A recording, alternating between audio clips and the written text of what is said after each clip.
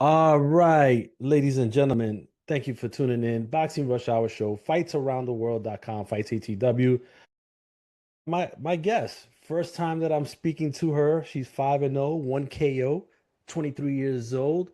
Her name is, and I'm not gonna butcher this, hopefully too bad, Ana Verduzco, uh, also known as Right Hook Roxy. What's the deal? What's going on? You didn't butcher it at all. That was perfect. Thank you for having me. It's my first time meeting you as well. Thank you, Abraham. Yeah, so I was just telling Bernie that I've heard about you for quite some time, being in the Southern California area, seeing you fight at the Commerce Casino. So this was something that it was building towards this moment. But I want, for those that aren't familiar with you, who is Right Hook Roxy, the person? As a person, I mean, I'm a humble person, sweet person, very outgoing, very caring. I've been fighting for the last 19 years of my life. I'm 23 years old, so I've been an elite level amateur, just turned pro. I've been around the block. I've been here for a while now, and now I'm starting to work my way up in the pro ranks. Okay. And then what are some of the things that many people won't know about you that you don't that you're not afraid to share today, that maybe a peek behind the curtain of who that person is, or who you are. I mean, I feel like people just think I'm just this boxing persona. I mean, I do a lot of things outside of the ring. I ride a motorcycle. That's one of them that people don't know about. Okay. Dangerous, but I love to travel. I'm well-rounded. I'm very, you know, I'm mindful of certain things. I wouldn't say I'm like super book smart, but I'm pretty knowledgeable in a lot of things. I have a lot of random facts to say. Um, I read a lot. So those are things that a lot of fighters kind of lack sometimes. So those are some things I do love. I mean, I love watching movies. I like things that will probably not everyone will like.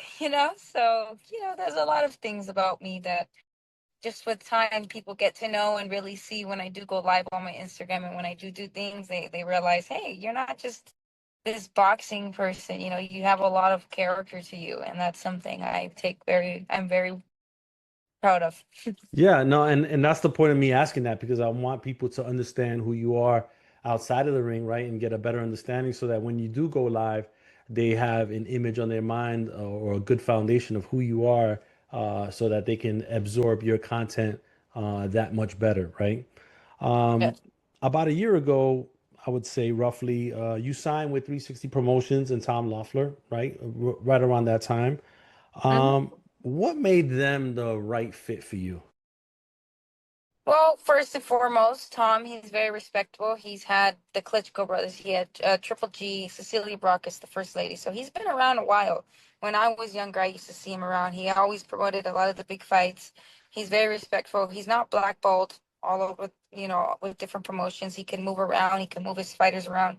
He's very active with his fights. A lot of his fighters are fighting like every 2 months, every 2 months. We have a good platform. We have UFC Fight Pass, so I'm also bringing in MMA fans, and they go hard for their people that they support. So that's another thing as well. And again, Tom is very respectful. He knows what he wants from me. He's pushing me the right way, and only with time it should get better and better. Yeah, all right. Now, tell me about the team that is currently in charge of getting you ready for this October 3rd fight at the Shumash Casino against Perla Lomeli, who's 7-5 and 1 KO. I seen your mom is out there and part of your life there, Gloria Alvarado, if that's correct. He also trains, or I don't know if she still trains, your Costa Valle, and some of the other world champions. But tell me about who's in charge of getting you ready, and talk about that relationship you have with them. Yeah, so we do train at Wildcard Boxing Gym. That's where my home base is. My mother is my trainer. She's been my trainer since I was a kid. So, she's brought me to where I am now. She has worked with Yokasta, not anymore, but she has made her defend her title 5 times in a row and won her world championships in different divisions. So she brought her up as well. She built her, and also she got her known in the States, I would want to say. And also too, she's worked with Sergey Lipinets, Ricardo Rodriguez, Miss Tirito, all those guys back in the days, Francisco Vargas. So she's been around 30 plus years, 30 years. So this isn't her first rodeo. She has my brother, Kid Kansas, Salon Garcia. He signed with Top Rank. And again, she knows her stuff. She knows what she's doing. I've seen the business part of boxing since the age of 8 years old. So I know how it works. And she's careful. And again, Mama Bear, she's not going to want to hurt me. She doesn't want the worst for me. A lot of times these fighters go with managers that are trying to screw them. And these fighters are desperate for fights, so they'll sign with them. And that's a really big issue in the sport of boxing. Again, she's there to protect me. She doesn't want the worst. She wants the best for me. And again, she's been prepping me. Marvin as well from the gym, Samudio, he's been helping me a lot. He's helped me a lot throughout my career. Pedro, I mean, everybody from Wildcard, it's a really big family. Okay, and how's that relationship? You always hear about the father-son relationship in boxing, but you don't really hear too much of the mother-daughter relationship in boxing, being trainer and fighter. How is that relationship, and how hard is it separating the fighter trainer to the mom and daughter? I mean, like you say, women are cattier, so you can only imagine. We're a lot more emotional, and I'm just like my mother. And you know how mothers always say, "Oh, you're so this, you're so that." I was like, I get it from you, though. I get it from you. So, we've separated it. I've gotten older. We've had our talks. Yes, of course, we had disagreements. We have fights, just like every other mother and daughter, father, son. Father son, mother, you know how it goes. So, we've learned to separate. And there's times where I'm like, Mom or Gloria, Coach G, I need my mom right now. I don't want my coach. Or I need my coach right now. And we separated when we're outside the gym and we talk boxing, but there's times like, hey, Ma, like I really want to talk to you about a boy or about my friends, just we separate the two. And we've learned throughout the years to grow and mature. And, we've had disagreements, like I said, but, we're women. We can talk, we could communicate. Yes, we're emotional, but we use it for our advantage. We communicate how we feel, how we see things, and it's only made us stronger and more closer.